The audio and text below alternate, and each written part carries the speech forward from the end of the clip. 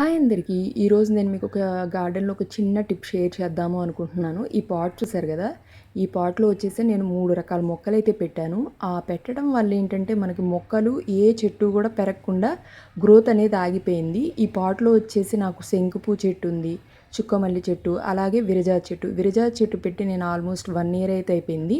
ఆ ఒక్క చెట్టు ఉన్నప్పుడు ఎంత బాగా పెరిగి గ్రోత్ అయితే ఉందో, ఇప్పుడు ఈ 3 చెట్లు ఉండేటప్పటికి నాకైతే ఏ చెట్టు గూడా ఎదగటం లేదు.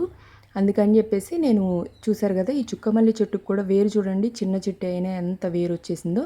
నాకు ఆ పాట్లో ఏమైందంటే మట్టి గట్టిగా అయిపోయి ఏ చెట్టు కూడా గ్రోత్ లేకుండా అయిపోయింది. వేర్లు అన్ని చెట్లు వేర్లు కూడా గట్టిగా అయిపోతుంది. మనకి మట్టి నీళ్లు పోసినా కూడా ఆ నీళ్లు పిలవకుండా అలాగే ఉండిపోతుంది.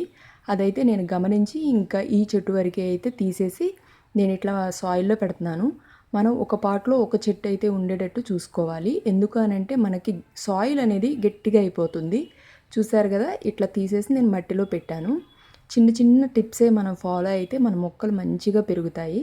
ఆ టిప్పే నేను మీకు షేర్ చేద్దాం అనుకుంటున్నాను. ఈ వీడియో మీకు కూడా యూజ్ అవుతుంది అనుకుంటున్నాను.